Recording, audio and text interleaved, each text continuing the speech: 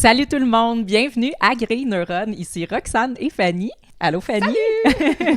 Et aujourd'hui, on reçoit Anne-Marie Lesseau. Allô Anne-Marie! Salut! Donc, professeure en sociologie au collégial et essayiste à tes heures. Exactement. Ben, bienvenue au podcast. Merci, je suis contente d'être avec vous deux. Merci. Écoute, on va le mentionner, c'est notre prise 2 aujourd'hui. Exactement. C'est ça, on en parlait un petit peu avant de commencer le podcast. Dans le fond, on avait fait un premier essai. Exact. On avait un peu toutes pas aimé le résultat. C'était un petit peu chaotique. Ça avait viré un peu en ostinage alors que c'était pas ça le but, mais en ostinage gentil, là, mais quand même un petit peu chaotique. T'avais pas été contente non plus de ta performance. Moi, je pense que t'avais été un peu... C'était exact, à cause que Fanny n'était pas là. Exact. Donc aujourd'hui, on recommence avec Fanny. Prise 2. Puis, le sujet, en fait, c'est un sujet assez... qui attise beaucoup les émotions des gens sur les réseaux sociaux. Ces temps-ci, on voulait parler surtout de gauche et de droite, la polarisation, gauche-droite, tout ça, les petites chicanes entre les deux. Et toi, tu te définis comme personne qui est de gauche. Nous, on est souvent étiquetés de droite et même d'extrême droite sans nécessairement avoir rien demandé. Donc, aujourd'hui, c'est un petit peu comme une discussion gauche-droite, mais c'est aussi, tu sais, justement, je veux pas comme débattre ou quoi que ce soit, c'est que souvent, la gauche, la droite ont de la misère à se parler. Les gens qui ont des points de vue différents sur la société ont de la misère à se parler. Ça vire souvent comme en émotion, puis c'est souvent négatif. Fait que, tu sais, je trouvais ça le fun que tu viennes nous parler, justement, tu sais, en mode positif, là, sans animosité, puis que on aille ton point de vue de façon, tu sais, de façon plus neutre, plus calme, puis juste, tu sais, savoir qu'est-ce que la gauche pense vraiment sans tous les clichés. Donc, ben voilà, c'était mon introduction. Ça va être un bel espace oui, de rencontres et de discussions, puis de dissensions, et tant mieux peut-être. On sera en accord et en désaccord, et c'est ça, la discussion aussi. Là. Exactement, il faut réapprendre à être en désaccord puis pas capoter avec ça. Donc, toi, tu te dis de gauche. Oui. Mais c'est quoi pour toi la gauche? En quoi tu te définis à gauche? Qu'est-ce qui fait que tu es à gauche? Ben, c'est une super bonne question. Donc, Fanny et toi, vous m'arrêterez parce que c'est une question qui pourrait se répondre très longuement, mais peut-être juste avant d'expliquer pourquoi je me définis à gauche, un petit survol historique, là, mais vraiment très, très bref. Là. En fait, la gauche, les gauches, la droite, les droites, ce sont des constructions sociales. Hein. C'est-à-dire que les définitions qu'on a données de la droite et de la gauche changent au cours de l'histoire. Exact, c'est ça. Ce n'est pas immuable. Par exemple, ce qui est considéré, le libéralisme, qui est considéré plutôt à droite aujourd'hui, à l'époque de Benjamin Constant, un révolutionnaire de la Révolution française, ben, il était, lui, considéré à gauche, un républicain de gauche. Et donc, ce qui était considéré à gauche jadis est maintenant, parfois, considéré comme étant à droite. Évidemment, peut-être juste l'origine, ça c'est intéressant, l'origine de la gauche et de la droite. En fait, durant la Révolution française, durant les États généraux puis l'Assemblée nationale constituante, en fait, les députés de l'Assemblée qui étaient à droite étaient assis à côté du président de l'Assemblée, et c'était ceux et celles qui étaient pour un État fort, un pouvoir exécutif royal fort, et ceux qui s'opposaient à ce droit de veto royal, à ce pouvoir royal fort, un exécutif très, très fort, étaient plutôt à gauche. Donc, ceux qui contestaient le pouvoir du roi étaient donc assis au même endroit, au même banc, à gauche. Donc ça, c'est pour l'explication très, très brève, là. Mais, et puis évidemment, les partis politiques qui se définissent à gauche sont plutôt du côté d'idées progressistes, égalité, justice, liberté. Non pas que la droite ne peut pas défendre ça ou qu'elle ne défend pas ça, mais elle est plutôt sur le spectre d'un conservatisme, d'un statu quo. On n'en appelle pas nécessairement, a priori, à tout le moins, à la révolution et à la contestation de l'ordre établi lorsque nous sommes plutôt à droite sur l'échiquier politique. Mais il est possible d'être à droite sur certaines questions et d'être à gauche sur certaines autres. Et donc, c'est peut-être là où la polarisation, on en reparlera, mais blesse, comme si les enjeux, on les regardait, ou il faudrait toujours les regarder à travers le même prisme. Là, je pense que Fanny, elle avait, puis je sais pas si c'est la même que moi, tu avais l'air de vouloir intervenir. Je voyais ta main faire ça, non? OK. Ben moi, en fait, c'est parce que je me disais, voilà déjà un bon exemple où est-ce que la droite puis la gauche a changé en termes de définition, dans le sens où la gauche s'opposait à un État qui prenait plus de place puis qui dirigeait, alors que, tu sais, maintenant, c'est un peu l'inverse comme définition. Ben, c'est ça, tu sais, là, je sais pas si tu parlais encore au passé ou au présent, mais comme aujourd'hui, droite n'égale plus nécessairement conservatisme, ou en tout cas, plus personne sait exactement ce que ça veut dire, puis on se fait étiqueter alors qu'on l'est peut-être pas, mais t'as la droite conservatrice et t'as la droite libertarienne qui est au contraire, tu sais, complètement anti-État, qui est comme ceux qui contestent tout maintenant à fait, puis on peut pouvoir, ajouter là. la droite économique aussi, Ouais, c'est donc ça. qui défend un capitalisme débridé, délétère, donc il y a des droites, il y a des gauches, et sans nier les différences, il y a des nuances aussi.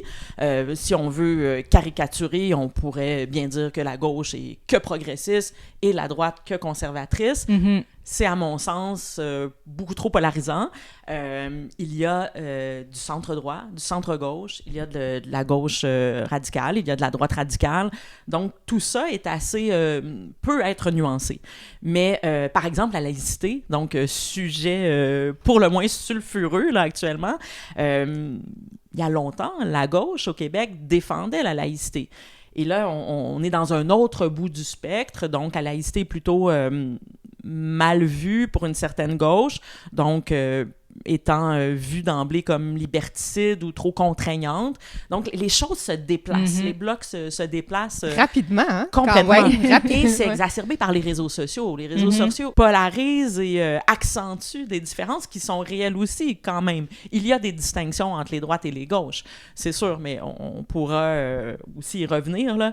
Il y a des différences. Le progressisme et la contestation de l'ordre établi, c'est quand même une tradition de gauche aussi, là. Donc, revendiquer, remettre en question le pouvoir établi, remettre en question les systèmes de domination, ben là, il y a toute une tradition très, très riche de la gauche, là. Ben, tradition peut-être, mais moi, aujourd'hui, je constate en tant que personne qui est peut-être plus dans un pool de gens de droite, moi, j'ai l'impression que c'est plus la droite aujourd'hui, mais ça, c'est une autre affaire que je veux qu'on parle, au pire, peut-être plus tard, c'est que la droite trouve que les médias, que la politique, tout ça est à gauche, alors que la gauche trouve que c'est l'inverse. Donc là, ce que tu es en train de dire, moi, j'ai l'impression que c'est plus le contraire, tu sais. Ah, c'est intéressant. Ouais. Ben, tout dépendant, hein, c'est toujours à partir de d'où parlons-nous, à partir de quelle position parlons-nous, qui définit qui, comment nous définissons ceux et celles qui sont jugés soit comme des camarades, des alliés ou des adversaires. Et sur des questions, il y a des questions épineuses qui n'étaient pas épineuses il y a 10 ans, il y a 15 ans, il y a 20 ans au Québec, qui le redeviennent. Il y a une fracture. Et on reviendra sur, ou peut-être je peux le dire tout de suite, les réseaux sociaux, hein, c'est quand même assez fascinant. Nous vivons dans la même société. Et pourtant, nous habitons tous et toutes des mondes absolument différents.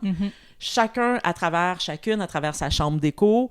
Donc, il y a une espèce de fracture là, d'un socle épistémologique commun, comme si le commun, comme ce qui nous est commun, est absolument difficile à trouver, à chercher, à converger vers, parce que chacun, isolé sur son île, dans sa bulle, dans sa chambre d'écho, a l'impression que sa réalité, sa définition de la réalité, c'est la réalité, c'est ce qu'il faudrait faire, c'est ce qu'il faudrait penser. Puis on s'entend que là, il y a une belle critique à faire des GAFAM, hein, et donc d'un capitalisme numérique qui évidemment ressort gagnant de la polarisation. Hein. Plus il y a de clics, plus il y a de la polarisation, plus il y a de la publicité, plus les publicitaires sont contents, plus les GAFAM sont contents. Donc, les GAFAM, Google, Apple et tout ça, là, les empires, les transnationales numériques, tirent leur épingle du jeu de la polarisation. Donc, les perdants, ce sont nous. Les citoyens et les citoyennes qui ont du mal à converser de façon démocratique. Mais eux mais aussi... les partis politiques, les gouvernements en général, c'est divisé pour mieux régner. C'est pas comme un concept qui est nouveau, là, tu sais. Effectivement, là. C'est ça, puis aussi, tu sais, justement, ce que tu es en train de dire, tu sais, j'ai l'impression qu'on se comprend tellement plus, qu'on est tellement dans nos petits mondes, puis qu'on a plus de ressemblances les uns avec les autres qu'on le pense. Puis justement, d'où le diviser pour mieux régner, c'est qu'on nous... Tu sais, j'ai l'impression qu'on nous aveugle de tout ça, puis qui fait qu'on est en train de chicaner quand que, justement, tu sais, toute cette chicane-là sert, pour moi, au pouvoir, au gouvernement. Et pour moi, gouvernement et, tu sais, la gauche parle souvent des ultra-riches, là, mais pour moi, les ultra-riches, c'est pas ceux qui ont un duplex à Montréal, là, c'est les vrais, là, ultra-riches. Pour moi, eux et le gouvernement, c'est tout ensemble et c'est eux qui profitent de nous qui se chicanent sur lequel des deux le coupable. Tu sais, tu comprends? Oui, mais c'est intéressant ce que tu dis parce que je ne sais pas si vous avez suivi là, le dernier congrès de Québec solidaire. Québec solidaire proposait une mesure de taxer justement les ultra-riches dont tu viens de parler. Donc, ce fameux 1% de la population. Donc, et c'est une mesure là, qui ne fait pas du tout... consensus, mais la mesure, je veux bien la nommer. J'essaie de la retrouver dans mes notes. Mais c'est pas grave si on n'a pas l'information exacte. Ouais, on a tout vu passer. Oui, bon, c'est parfait. ça. On a tout vu passer. C'est le sujet de l'heure, là, taxer donc, les riches ou ne pas taxer les riches. Puis là, ceux qui veulent pas taxer les riches, ben c'est des méchants pro-capitalistes, tu sais, têteux de riches. En tout cas, mais cette mesure-là, elle est intéressante parce que elle était vraiment, c'est pour ceux et celles qui ont 25 millions de patrimoine. Là. Donc, on parle d'ultra-riches, mais c'est quand même 4000 ménages au Québec qui font partie de cette statistique-là. Donc, taxer ces ultra-riches-là, puis on parle pas ici de propriétaires de duplex, là. On parle peut-être de propriétaires de plusieurs duplex et de spéculateurs et de spéculatrices, mais cette mesure-là pourrait renflouer les coffres d'État et être réinvestie en éducation, en santé. Hein. Ce sont les deux ministères, paradoxalement, où nous coupons le plus et nous investissons le plus. On coupe et on investit au Québec en santé et en éducation.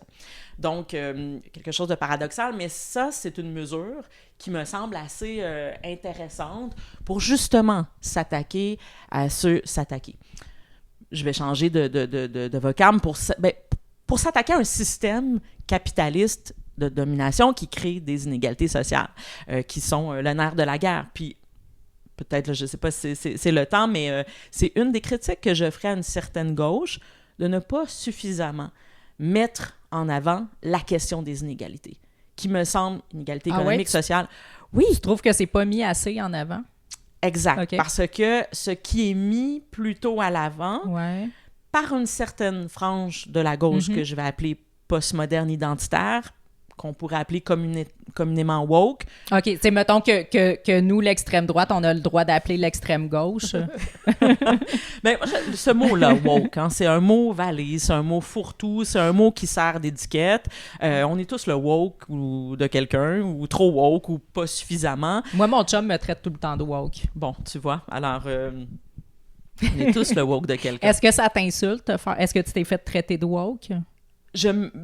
Oui, mais j'ai l'avantage d'être un esprit libre, donc je suis woke et pas assez. Donc, je suis toujours trop ou pas assez.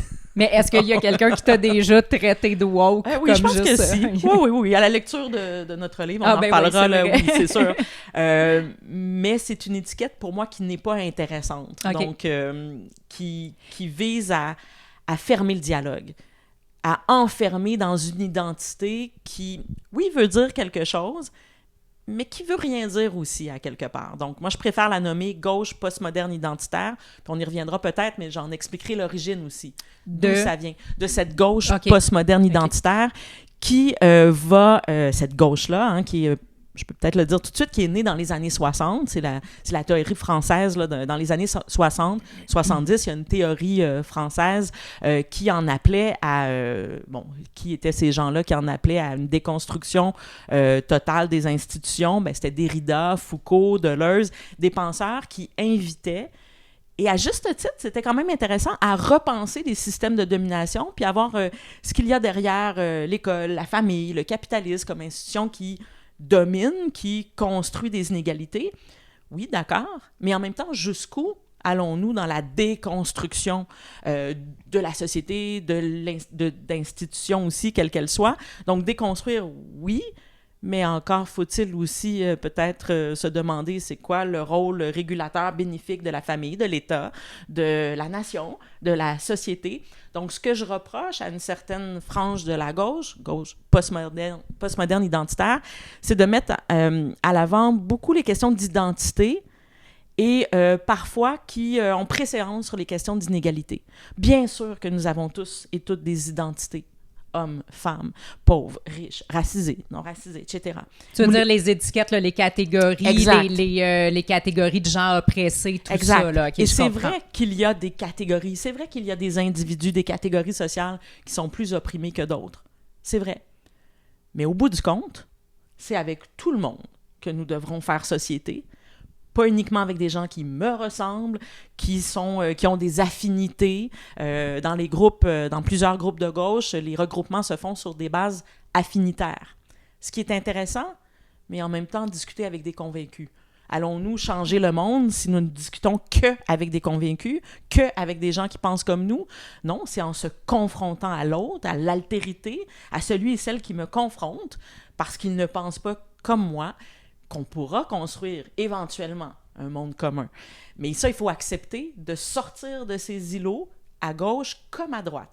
Mais la question des identités, puis et le nerf de la guerre ou un vecteur par lequel passe beaucoup la critique d'une certaine gauche. Et en même temps, c'est vrai que la question des identités, elle est intéressante. Est-ce que, comme femme noire à Montréal, dans un quartier pauvre, est-ce que je subis davantage d'oppression, de domination?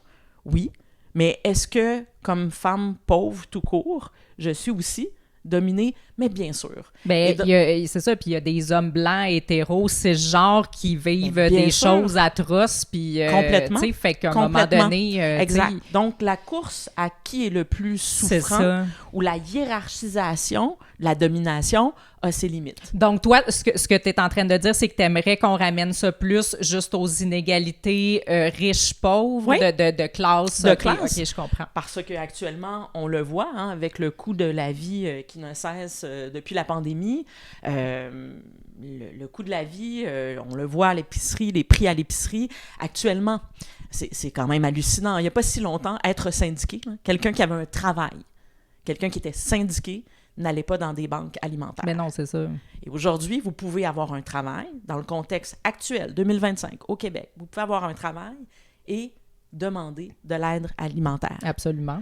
Ce n'est plus une condition que d'être travailleur, travailleuse, que d'avoir un niveau de vie décent. Il me semble que là, il y a un vecteur à partir duquel nous pourrions nous entendre. Mais exactement. Puis, tu sais, je pense que ça, on est déjà tous d'accord, j'ai l'impression, autant la gauche que la droite, mais j'ai l'impression que les deux vont avoir une solution, un coupable, tout ça différent, et que ça fait juste se traiter de nom, là. Donc, la gauche va dire, tu sais, vu que la droite n'est pas d'accord avec leur solution, va dire que c'est des méchants capitalistes qui s'en foutent que le monde aille dans les banques alimentaires, mais on est aussi dans cette situation-là. On est aussi touché par ça, mais tu sais, j'ai l'impression qu'on n'a juste pas les mêmes idées de solutions. Et c'est une certaine gauche, je dirais pas la gauche. Non, mais moi aussi, là, je dis pas, quand je dis la droite, je parle, mettons, je parle beaucoup en termes de réseaux sociaux parce que c'est beaucoup là-dessus qu'on voit ça. Là. Fait que c'est sûr que je généralise aussi. Là. Parce qu'il y a vraiment des gauches et des droites. Là. Donc, on ne s'entend pas. C'est la beauté et la limite de la gauche. On a tellement de pluralité de points de vue, tellement de visions différentes qu'entre nous, gens de gauche, on ne s'entend pas. Ben oui, je sais, puis à droite aussi. Là. Puis à droite aussi. Ouais. Mais il y a moins de paradigmes, il y a moins de niveaux, je dirais pas qu'il y a moins de complexité à droite, mais il y a moins de diversité. On s'entend mieux sur certaines choses. Alors qu'à gauche, c'est peut-être un point de vue de personne qui est à l'intérieur de ce clan, disons, parce que moi, c'est pas mon point de vue. C'est intéressant. C'est vraiment drôle, mais tu sais, en passant, tu sais, dans le sens que moi je trouve plusieurs courants aussi à droite. C'est ça, notre côté, on voit tellement de petites chicanes à l'interne et tout que j'ai l'impression que la gauche est comme plus unie des fois que la droite parce que nous, on voit ce qui se passe à l'intérieur. En passant, en disant ça, moi, je me considère pas de droite, OK? Je me suis jamais considérée de droite. J'ai toujours grandi en pensant que j'étais plutôt de gauche. Je me suis fait étiqueter de droite par certaines idées, tout simplement. Mais quand, mettons, sur les réseaux sociaux? Mais par des idées. Je pense depuis la pandémie, je pense que même dans la vraie vie, on se fait un petit peu étiqueter comme ça. On rit de nous-mêmes en disant qu'on est d'extrême droite, mais c'est vraiment pas notre clan en réalité. Mais si, mettons, objectivement, là, je sais que c'est vraiment pas comme un super indice parfait pour te déterminer gauche-droite, mais mettons que j'ai fait la boussole électorale ou des gugus de même ou des tests online, t'es-tu gauche-droite? Moi, je me retrouve tout le temps centre. Mm-hmm. Puis vraiment très centre, puis j'ai des idées qui se mélangent un petit peu justement des deux. Fait que comme mais j'ai l'impression que c'est ça que pourquoi je disais ça? Mais moi aussi, arrêtez avec vos coupages. Non, c'est ça, en fait, moi, j'étais comme, c'était ça, je voulais dire aussi, puis moi aussi, je me suis perdue. Ouais. Mais, en fait, on disait ça parce que toi, tu disais que la droite semble plus unie que la gauche, alors que nous, on voit ça différemment. Puis aussi, tu sais, je veux, tu sais, parce que moi aussi, je me suis toujours pensé plus à gauche, dans le sens que, tu sais, j'ai toujours eu des valeurs plus, tu sais, d'aider les gens dans le besoin communautaire, tu sais, environnemental aussi, tu sais, je pense qu'on est super grano les deux, puis tout. Fait que, tu sais, c'est ça, moi aussi, là, je me suis fait étiqueter extrême droite, mais tu sais, de un, la politique, j'ai pas ça dans la plus haute estime, là, fait que là, tu sais, déjà... La politique partisane, t'entends? La politique, en général, je te dirais, tout le système politique. Donc, tu sais, ça, c'est une chose. Puis aussi, je veux juste revenir sur le mot « woke », parce que je trouve ça quand même important, parce que oui, tu sais, je suis tout à fait d'accord qu'on l'utilise pour insulter, puis pour, tu sais, comme couper le dialogue. Là, je sais que ça avance à rien, mais je veux juste faire une parenthèse là-dessus, parce que souvent, je vois des gens de la gauche dire, de toute façon, ça... ils savent pas qu'est-ce que ça veut dire, ou sinon, on nous sort la vraie définition d'être woke, qui est d'être justement sensible aux inégalités, aux injustices sociales, tout ça, donc que c'est positif. Mais... tu sais, justement, quand on utilise le mot woke, ce qui, en tout cas, moi, comment je l'utilise, c'est que la personne va faire ça d'une façon un peu fake pour signaler sa vertu. Puis moi, c'est ça qui me gosse de la gauche en ce moment, c'est pas qui ont tort. Tu sais, je veux dire, les combats sont bons. Tu sais, je pense que beaucoup de gens de la droite seraient d'accord. Je pense qu'on sent un côté fake, un côté moralisateur et un côté de vouloir imposer de la vertu et se penser meilleur que les autres. Donc, je sais pas. Oui, c'est intéressant ce que tu dis. Est-ce qu'il y a des gens de la gauche qui sont conscients de cette notion-là, malgré que c'est quand même, je comprends que c'est quand même utilisé méchamment, là? C'est clair ce n'est pas, par contre, l'apanage que de la gauche d'être vertueux Absolument ou de montrer sa vertu. Ou de vouloir se penser meilleur. C'est ça, je sais que c'est des deux côtés. Il est vrai que du côté de la gauche comme de la droite, mais parlons de la gauche puisque j'en suis et que je me définis comme étant gauche. Mais oui, il y a une certaine gauche sous un parfum de moralisme ou de rectitude politique qui se présente comme vertueuse en appelant souvent, même dans les mots qui sont utilisés, à une vertu, il faut faire ceci, il faut faire cela pour être le bon militant, la bonne militante. Il faut, par exemple, on le voit avec la polarisation voiture-vélo. Hein? Nous sommes tous, moi je suis plutôt vélo, je prends le transport en commun, mais je suis parfois automobiliste et parfois je vois des vélos, des cyclistes faire des choses qui sont répréhensibles, nous ne sommes pas une identité fixe tout le temps, mais si vous présentez comme la voiture, et c'est sûr qu'il y a une culture de la voiture, et on peut vraiment se poser des questions sur la culture de la voiture, mais en même temps, on n'a pas à culpabiliser un individu qui prend la voiture parce qu'il doit la prendre, parce qu'il en a besoin pour travailler. Donc, la culpabilisation par outrance, elle est, oui, parfois mobilisée par, mais c'est plutôt des militants, des militantes qui mobilisent la culpabilisation. On ne va chercher personne avec la culpabilisation. On ne fait qu'agrandir la polarisation, l'accentuer, pardon, l'exacerber. Mais je ne dirais pas que c'est l'apanage que de la gauche. La vertu morale présentée comme une donne implacable, c'est aussi l'apanage parfois d'une gauche, d'une droite, pardon, qui fait tout ce qu'il faut faire, qui en appelle ou qui invective ou critique les gens qui sont pauvres parce qu'ils manqueraient de volonté, donc ils ne sont pas assez vertueux, ils ne sont pas assez vertueuses, ils ne marchent pas assez droit. Donc, je pense que c'est l'apanage de la gauche et de la droite. Mais le moralisme, ce n'est pas de la pensée. Et c'est ni intéressant, ni à gauche, ni à droite. Mais à droite, en tout cas, moi, je vois pas tant le côté, je dis pas que la droite n'a pas de défaut, là, mais comme, puis quand je dis droite, encore une fois, c'est, bon, les étiquettes qu'on se fait mettre, mais j'ai l'impression qu'il y a ça surtout chez la frange peut-être un petit peu plus vraiment conservatrice et, tu sais, religieuse, tout ça, que là, on vient un petit peu plus recommencer comme à imposer des espèces de valeurs, tu sais, sinon, t'es ci puis t'es ça, là. Ben, c'est intéressant ce que tu dis, effectivement, un conservatisme de droite culturel. Par exemple, aux États-Unis, on le voit, il y a un retour dans certains États à l'annihilation du droit à l'avortement au nom de principes moraux, au nom d'une vertu de la vie qui devrait avoir préséance sur tout, même sur le corps des femmes, sur le choix des femmes. Donc là, il y a de la vertu. Donc quand on en appelle, quand on sacrifie le droit à l'avortement et le droit de la femme de disposer de son corps au nom de valeurs morales, on joue le jeu du moralisme aussi, là. Donc, mais tu as raison que c'est peut-être plus la droite conservatrice culturelle qui serait dans ce prisme-là. C'est ça, de la morale, là. Petit sujet là, sur l'avortement. Ben, moi, j'allais dire, qu'est-ce qu'on part là-dedans? Moi, j'ai une anecdote là-dessus, puis tu sais, j'étais flabbergastée de m'être fait ramasser à ce point, OK? C'est Farnell Morissette qui fait un post sur l'avortement sur TikTok, blablabla. Puis moi, ben, je dis mon opinion. J'ai rare que je dis mon opinion sur les réseaux sociaux, mais là, je me sentais appelée. Puis je dis, tu sais, moi, je suis pas du tout contre l'avortement, mais je trouve que l'avortement au 3e trimestre devrait être fait uniquement pour des raisons, tu sais, médicales.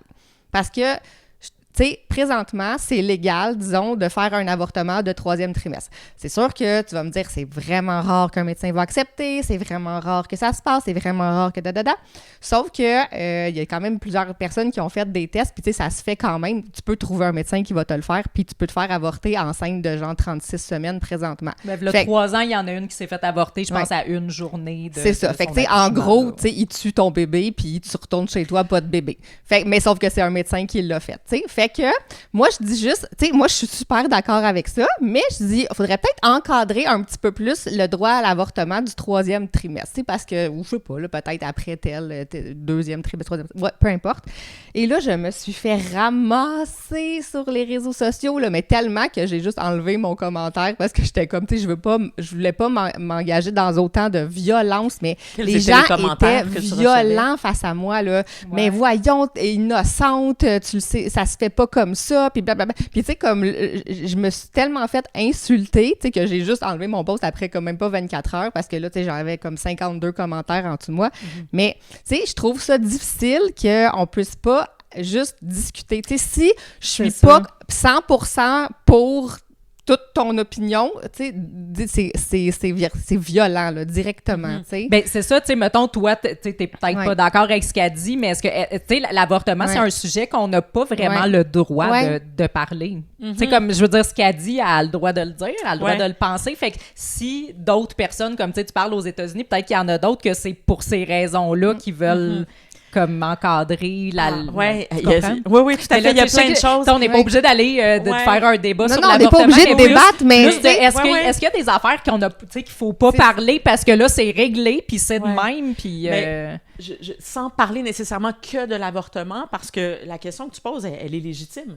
Et en même temps, il faut voir, bon, quel est, en termes de pourcentage, ça doit être quand même un nombre très infime qui en appelle à l'avortement dans des moments où c'est très, très tard là, dans la grossesse. Mais à travers cet exemple-là ou d'autres exemples, lorsqu'une question devient un tabou, c'est là que c'est dangereux.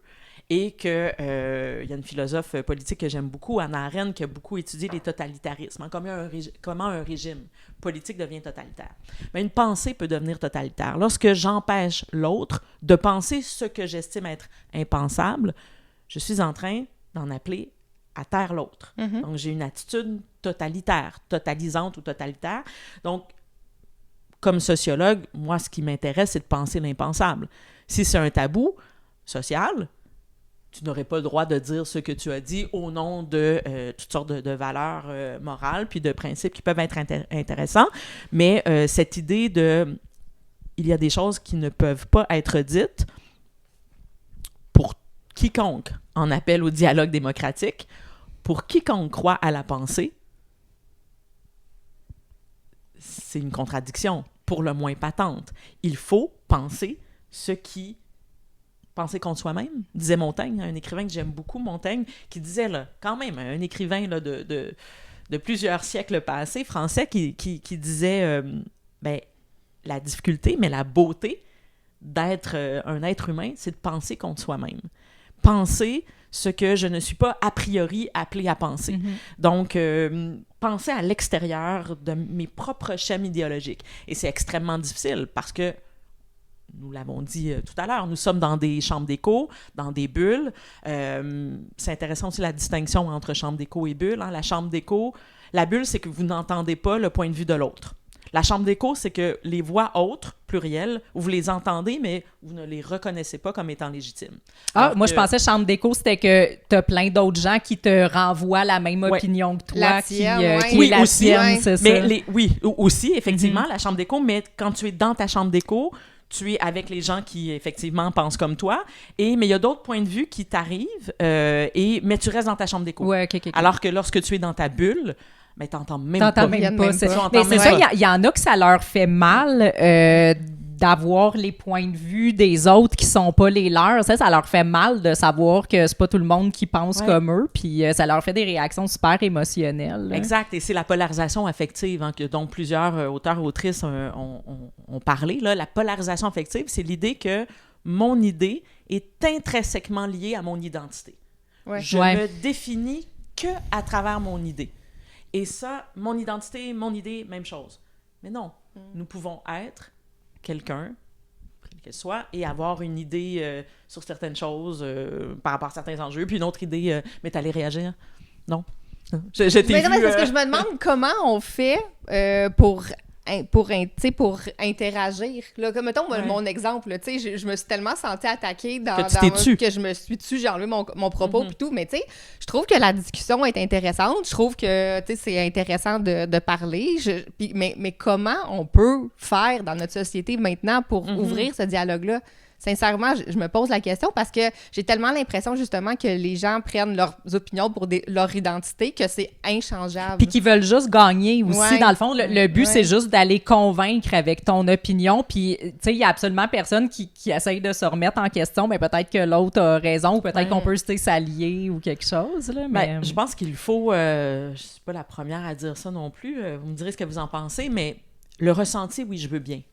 On est tous des êtres de passion, d'émotion. Nous ressentons une pléthore de choses par rapport à toutes sortes d'enjeux.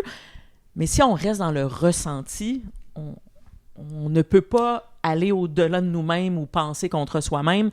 Donc, la culture du ressenti, il y a aussi une certaine gauche, la postmoderne identitaire, qui en appelle beaucoup au ressenti. Ressentir, ce n'est pas analyser, ce n'est pas comprendre. On peut avoir de l'empathie, on peut tenter de comprendre puis être empathique, mais on peut aussi, parfois, distinguer les deux registres. J'analyse, je ressens. Est-ce que l'analyse est toujours détachée, toujours neutre? Bien sûr que non. On n'est jamais dans la neutralité. Jamais, même lorsqu'on fait de la sociologie, on n'est jamais neutre. Je suis une femme qui fait de la sociologie. Bien sûr que j'ai un biais. Bien sûr que mes analyses sont teintées par le fait que je suis une femme. Ça, c'est... Oui. Mais je dois aussi me mettre à distance de moi-même, un peu. Si je regarde mon livre comme ça, je ne peux pas décrire mon titre. Si je le place comme ça, C'est pas juste une question de lunettes. Non. Et c'est pas juste une question de lunettes. C'est une question de perspective et de distance et de se dégager du pathos. Puis les Grecs, les penseurs de la Grèce antique, appelaient l'opinion la doxa. Et pour quiconque de la Grèce antique qui pensait le politique, l'ennemi de la pensée était l'opinion, la doxa. Donc, aller au-delà de la doxa, tenter de sortir de sa chambre d'écho, tenter d'être vertueux, oui, mais sur les bases du principe de ce que ça veut dire discuter avec l'autre. Donc, être à l'écoute, oui. Ne pas se sentir menacé parce que l'autre a une... On peut être menacé par le point de vue de l'autre. Il peut y avoir des rapports de domination et d'oppression, ça c'est sûr.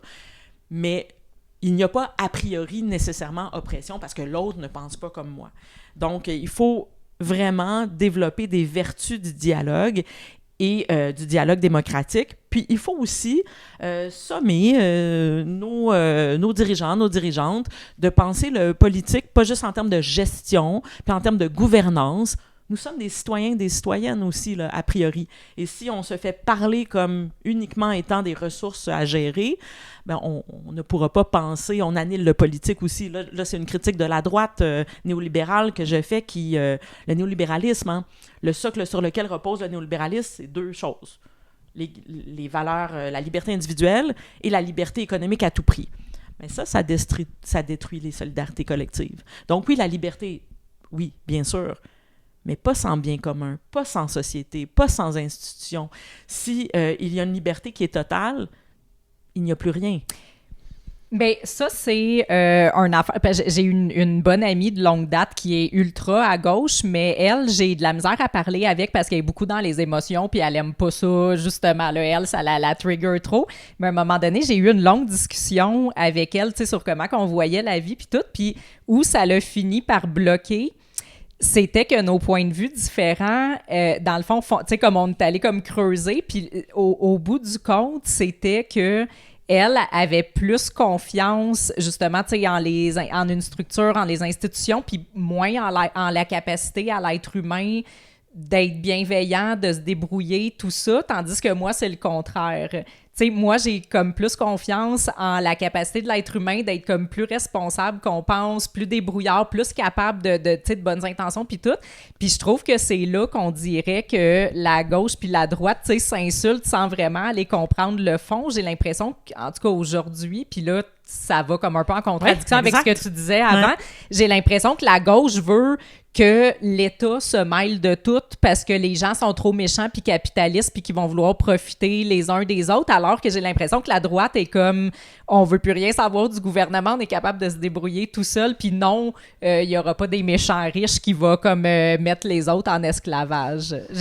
Ça se peut-tu qu'on voit ça comme la ça? La droite est rendue genre anarchiste. Genre, les anarchistes de gauche, on dirait, tu sais, ceux qui s'auto-proclament anarchistes en plus, on dirait qu'ils sont là, taxer les riches, mettez plus de règlements, mais c'est pas anarchiste, ça, c'est demander l'intervention. Les anciens punks, c'est genre, tu sais, des pro-masque, tu sais, t'es comme pro-mesure. Puis là, peut-être que c'est un cliché, puis tu sais, de gens à l'extérieur de ça, là, comme... Mais on a cette impression-là. Ah, c'est intéressant nous, parce on que... voit ça comme ça, là. C'est une lecture qui est juste aussi. Puis je ferai une autre lecture, mais votre lecture est intéressante, puis c'est vrai, il y a aussi ça, mais à l'inverse, il y a une certaine gauche postmoderne identitaire qui voit d'abord les institutions comme une forme d'oppression puis de domination et qui... Defund the police. Exact. D'où le fait qu'on pourrait... Tu sais, qu'on est plus proche de s'entendre qu'on le pense, j'ai l'impression, sauf que là, moi, où je décroche, c'est quand ils se mettent à demander au gouvernement d'intervenir. Tu trouves qu'il y a un paradoxe? Oui. Ben oui. Mm-hmm. Oui. Ouais. Mais en même temps, ouais, c'est intéressant. L'être humain est traversé par le meilleur et par le pire, et ce qui le rend bon ou mauvais, ce sont des structures. Plus vous avez des structures, Émile Durkheim, qui est un sociologue du 19e siècle, disait, plus les structures sociales invitent à la solidarité, plus le côté solidaire de l'humain va se développer. Donc, l'humain seul... C'est, je ne sais pas si vous avez déjà lu le livre La Route. Il y a aussi un film. Donc, La Route, c'est l'histoire d'une société qui n'est plus, en fait. C'est le lendemain d'une catastrophe écologique. Donc, catastrophe écologique, il n'y a plus d'institutions, il n'y a plus rien. il n'y a que des individus. Donc, s'il n'y a plus de balises, d'institutions, de processus de régulation, il ne reste que des individus livrés à eux-mêmes. Et dans cette société qui n'en est plus, il y a tout est permis, évidemment, parce que vous pouvez voler, tuer, il y a le cannibalisme, toutes sortes de choses sont possibles parce qu'il n'y a plus aucune institution qui régule nos pulsions de vie et de mort, hein, le thanatos puis l'éros. Il n'y a plus aucun mécanisme de régulation. Donc, l'individu seul est incapable de se réguler. Il lui faut, puis là, c'est là où les points de vue divergent. Oui, c'est ça, selon ce point de vue, là, c'est ça. Puis, non seulement selon ce point de vue-là, mais comment on se régule? À travers quelle institution? Démocratie directe, démocratie indirecte, des institutions fortes, des institutions ou non, au contraire, plutôt des groupes, des regroupements affinitaires. Donc, comment on se régule? Mais s'il n'y a pas de geste fondateur, s'il n'y a pas certaines bases. Là. Si à 5 ans, un enfant n'aurait jamais eu de régulation, de balise, son parent lui aurait dit « Écoute mon homme ou ma fille, tu rentres à l'heure que tu veux. Hein? Pas grave. » Aucun système de régulation aurait construit un individu complètement dysfonctionnel. Donc, il faut de la régulation. Il faut des mécanismes de régulation parce que le propre de l'humain, c'est qu'on est des êtres pleins de désirs. Nos pulsions, nos désirs sont illimité. Qu'est-ce qui restreint nos pulsions? L'autre, la vie en société, des institutions qui nous régulent. Et donc, il y a une régulation qui doit être faite, mais après, toute la question et le débat, il est là. Comment, jusqu'où on régule?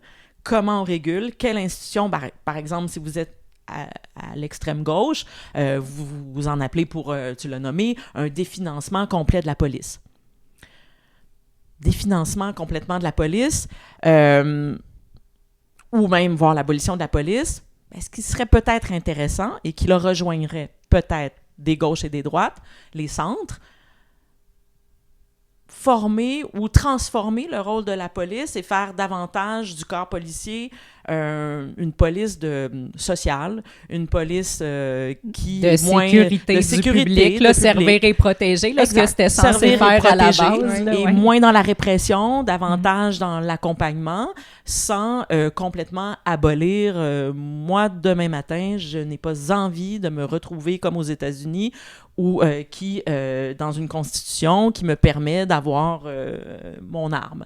Je n'ai pas assez confiance en l'humain pour penser qu'il peut se réguler à ce point-là seul. Mais il y a quand même des bases. Moi aussi, je suis totalement en désaccord. Je pense qu'on a quand même des bases intrinsèques à l'être humain, dans le sens où c'est pas parce qu'il n'y a pas de société avec un gouvernement ou peu importe que on va pas élever nos enfants de façon normale. Je veux dire, un chien est capable d'élever un chiot. Moi, je suis capable d'élever mon enfant puis de savoir qu'à 5 ans, mon enfant va pas errer dans le bois tout seul toute la nuit. Mais parce qu'il y a la famille, parce qu'il y a l'éducation, parce qu'il y a exactement, mais parce que l'humain a déjà ça en lui, le principe de famille, de clan, etc. Puis moi, je pense qu'on est vraiment capable de s'auto comme moi, dans le fond, on pense pas que l'État est obligé de reproduire ce qu'on a besoin en tant que famille. En tant que société, toi, tu penses que l'État a besoin un peu de reproduire. Dans le fond, l'État est un peu comme la grosse famille, les papa, maman de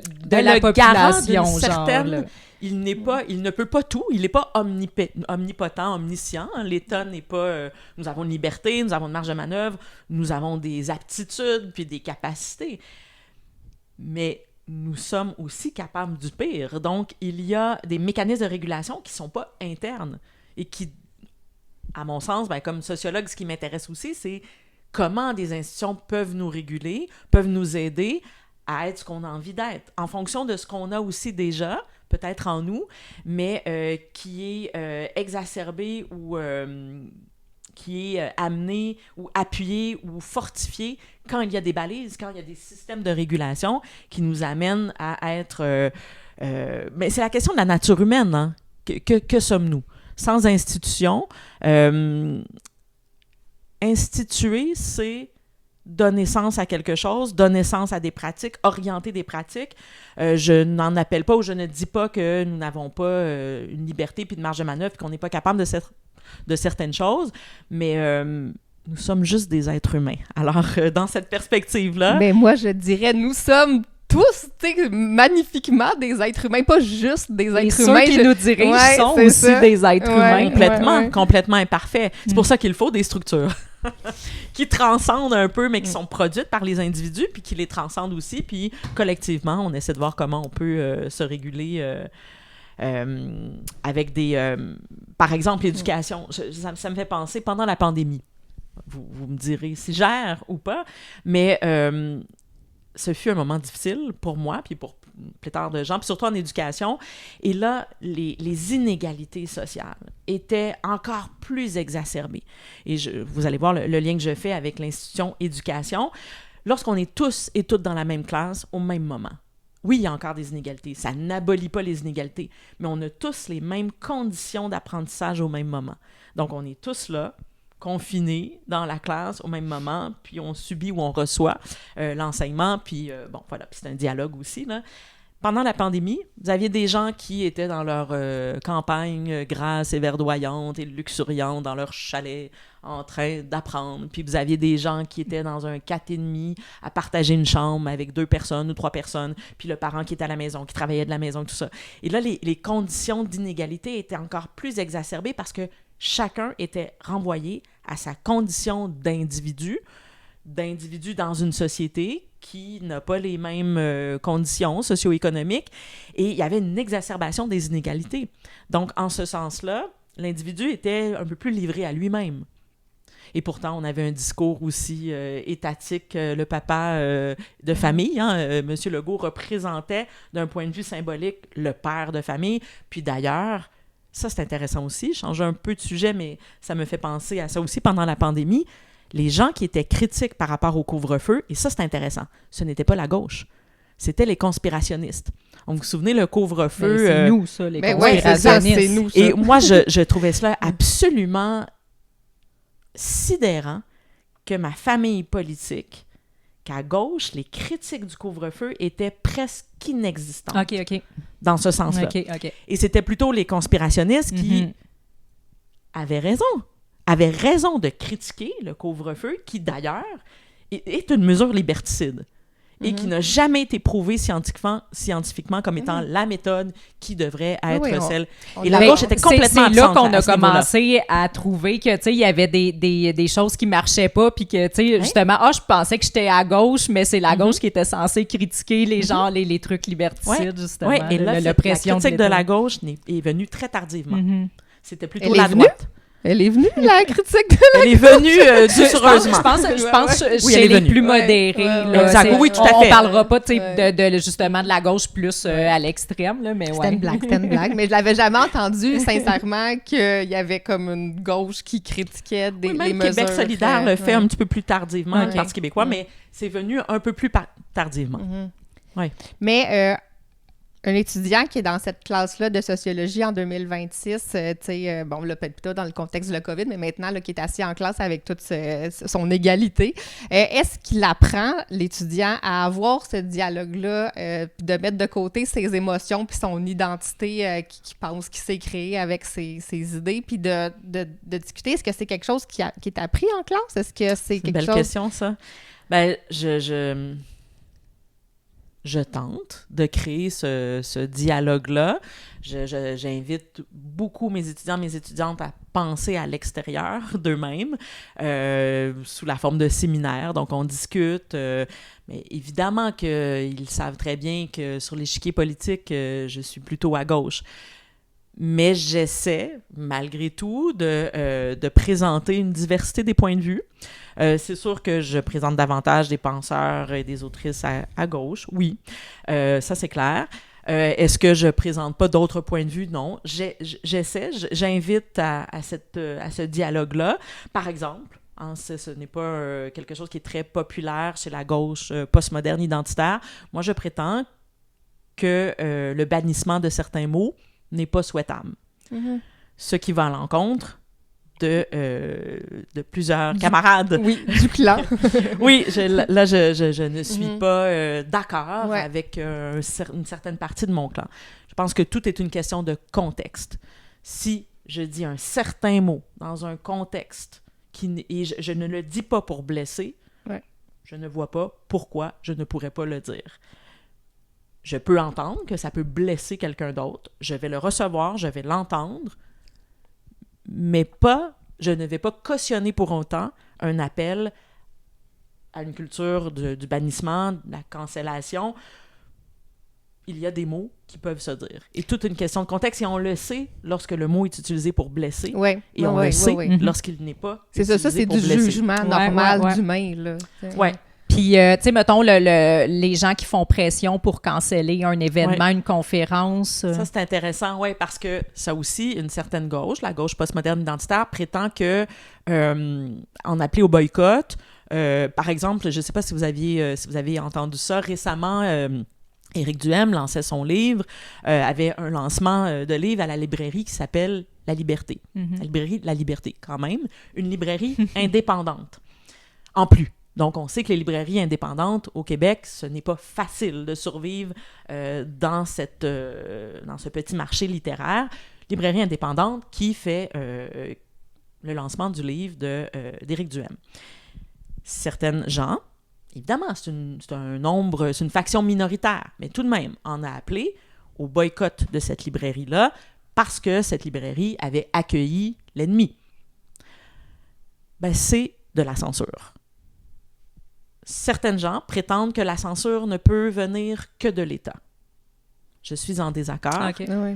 Je pense qu'une censure ou une attitude de censure peut venir des individus s'auto-proclamant comme étant ceux et celles qui représentent une certaine voix, mais lorsque vous en appelez à l'interdiction d'une conférence, lorsque vous en appelez au boycott, qui est un droit légitime et politique, on peut demander comme citoyen, comme citoyenne un boycott, tout à fait. C'est une expression politique qui est possible. On peut boycotter, par exemple, des entreprises, des transnationales, au nom du non-respect à l'environnement. Et je suis même de ces luttes, parfois, tout à fait. Mais qu'il en va d'un appel à se taire au nom d'idées, c'est de la censure. Et là, je vais citer Voltaire. Écoutez bien ça. C'est tellement beau, cette phrase. Donc, Voltaire, qui est un écrivain du 18e siècle, disait ceci: « Je ne suis pas d'accord avec ce que vous dites, mais je me battrai jusqu'à la mort pour que vous ayez le droit de le dire. » Et si on croit un tant soit peu à la liberté d'expression, ça ne veut pas dire cautionner des propos haineux ou violents ou intimidants. Mais si on croit un tant soit peu à la liberté d'expression, lorsque le mot ou des mots sont utilisés pour ne pas blesser, je ne vois pas pourquoi il serait permis d'interdire. Je pense que même Mathieu Bocoté avait cité Voltaire, justement, la même citation à un podcast avec nous. C'est vraiment intéressant. Moi, j'aimerais ça. Premièrement, tu voulais nous parler de ton livre qui est à propos de la crise climatique, je crois. Oui, donc, tout à fait. Ça va nous faire grincer des dents. Bon, Parle-nous de pourquoi ce sujet, pourquoi avoir écrit... Tu l'as coécrit déjà, ce livre, de quoi il parle et pourquoi. Oui. Alors, il s'appelle « C'est injuste ». Et c'est le fruit aussi... Oui, alors, qu'est-ce qui est injuste? Donc, c'est un livre qui a été coécrit et c'est intéressant parce que c'est ma collègue et mon amie qui a coécrit ce livre avec moi et nous avons des divergences, mais des points de vue aussi similaires, mais c'est quelqu'un qui est plus près des théories intersectionnelles que moi je le suis. Donc, ce livre-là est un espèce de mélange d'une gauche plus universaliste, d'un côté, et d'une gauche plus intersectionnelle. Donc, il y a des moments où, selon le spectre dans lequel on est, on pourrait qualifier cet ouvrage de woke. Et parfois, on pourrait dire « Ah non, c'est de la gauche universaliste. » Donc, c'est une espèce de mélange des deux gauches qui ont tenté de se rencontrer, en fait, à travers l'écriture de ce livre-là. Et c'est quel genre de livre, je veux dire? En fait, sûrement le dire. Là, c'est un essai jeunesse, mais on s'adresse à tout le monde. Donc, c'est un essai pour jeunes adultes et étudiants, étudiantes, mais évidemment, c'est pour tout le monde. Et on trouvait une phrase qu'un ado répète souvent, là, c'est injuste. Et donc, c'est injuste. C'est toujours une phrase qui est répétée par l'ado en construction. Et on se disait, donc ici, on se demandait qu'est-ce qui est injuste au niveau social. Et l'une des choses, parce que je me qualifie comme écologiste aussi, féministe, universaliste, écologiste, indépendantiste aussi. Ça aussi, c'est un peu moins populaire. populaire. Mais non, mais je voulais en parler Oui. après rapidement. C'est un petit là, peu moins ouais. populaire chez une certaine gauche. Mais donc, on se disait que l'une des injustices qui nous paraissaient les plus flagrantes, ce sont les injustices écologiques, les inégalités écologiques qui sont le produit d'un système capitaliste qui exacerbe aussi ces inégalités-là. Et on voulait donner la parole à ceux et celles qui militent pour la justice climatique, pour la justice intergénérationnelle. Donc, on a fait des entrevues aussi avec des gens du Québec et des gens de la France pour voir aussi quels étaient leurs discours. Tu veux dire dans le livre? Oui, exact. OK. Exact. Donc, c'est ça. Dans le livre, il y a ces entrevues-là. OK. Et c'est vraiment c'est un appel à la convergence des luttes aussi. Donc, il faudra converger droite, gauche, centre-gauche, centre-droite, vers un monde commun. Donc, si on veut faire société, si on veut s'attaquer réellement aux inégalités, construire le dialogue démocratique, ça sera en convergeant, ça ne sera pas en cherchant constamment ce qui nous oppose, mais c'est aussi chercher ce qui nous rassemble en niant pas nos différences. Là. Ça ne veut pas dire accepter les différences. La vie dans la société, la vie dans l'espace de la cité, c'est le conflit aussi. Mm-hmm. C'est parce qu'il y a du conflit qu'il y a société, qu'il y a pluralité des voix, qu'il y a une possibilité Hey, ça qu'on puisse serait se plate, rencontrer. là, juste des gens qui pensent juste Mais tout oui. pareil comme toi sur Oui. tout. Là. Exact. Alors, c'est un essai qui se voulait... Donc, ça Vulgaire. inclut quand même, tu sais, ça inclut tout le monde là, en termes de, Oui. j'imagine, de recherche de solutions, de monde meilleur. Je pense. là, on Je va pense dire. que des militants et des non-militants peuvent se reconnaître dans ce livre-là. Donc, La droite peut le lire sans s'arracher les yeux. Ah, là. elle va frissonner un peu, et c'est tant mieux. Donc, vous le lirez, puis on se Avec reparlera. plaisir. Puis, ben, je reviens au fait que tu disais que tu étais indépendantiste. En fait, c'était une question que j'avais parce qu'on en parle beaucoup en ce moment. Ouais. Et de un, la gauche, la droite s'ostinent parce qu'il y en a qui veulent l'indépendance, mais juste si c'est un Québec de gauche et un Québec de droite. Et même la droite s'ostine entre eux. J'imagine la gauche aussi. Ouais. Donc, tu te situes où par rapport à l'indépendance? Oui, c'est extrêmement intéressant parce qu'il y a quelqu'un que j'aime beaucoup, Feu Pierre Falardeau, cinéaste, écrivain, et bref, je pense que je n'ai pas besoin de le présenter. Je l'écoutais dernièrement dans une entrevue, il disait ceci, selon lui, évidemment, c'était quelqu'un qui était plutôt à gauche, là, mais pour lui, l'idée de l'indépendance en soi est une idée révolutionnaire, progressiste en soi. Vouloir être indépendant, vouloir que sa nation soit indépendante, c'est éminemment un geste révolutionnaire, une posture révolutionnaire, une posture en soi qui n'a pas à se défendre. Elle est en soi révolutionnaire. Ce qu'on entend actuellement d'une certaine gauche et d'une certaine droite aussi, c'est « Ah, ben s'il n'y a pas de contenu à cette indépendance-là, si elle n'est pas écologiste, si elle n'est pas verte, bien sûr que moi, en tant que personne de gauche, je préfère que l'indépendance soit à gauche, humaniste, solidaire, féministe, bien sûr. » Moi, je suis indépendantiste. Je veux pas un Québec féministe. Intéressant. Tu sais, c'est drôle. Ouais. Mais ouais, j'accepte Mhm, de ouais. discuter Ouais. avec des gens qui mentionnent comme toi, Fanny, que moi, je veux travailler avec quiconque, ou je veux œuvrer, ou je veux faire société Ouais. avec quiconque et pour l'indépendance. Donc, Après, toi, tu fais pas partie de ceux qui ont des conditions, justement. Toi, c'est idéalement, c'est sûr, tu as des idéaux, mais Oui. je veux dire, ça serait un oui, peu importe, puis après ça, on va comme... Oui, ce Moi qui aussi. est déjà en porte-à-faux avec une certaine faction de ma famille politique. Ben, là. même, Oui. moi, je vois Ouais. ça de la droite. Là. Et Il de y la en a droite qui aussi. pensent comme toi. Et comme, tu sais, j'aimerais mieux que ça soit à droite, mais peu importe, on va commencer par se séparer. Il y en a d'autres qui sont comme, non, moi, c'est un non tant qu'on s'entend pas sur telle affaire. Là. Mais c'est qu'on s'entendra On s'entendra jamais, c'est c'est ça. Si donc, il faut un principe, Ouais. un universel. Hein? C'est quelque chose, l'universalisme. D'ailleurs, c'est une des critiques que fait une certaine gauche aussi, l'universalisme n'étant pas assez universel. La Révolution française, au lendemain de la Révolution française, puis je vais revenir à l'indépendance, évidemment, ce n'était pas tout le monde qui avait le droit de vote. Hein? C'était les propriétaires fonciers, les hommes âgés de plus de 25 ans qui avaient le droit de vote.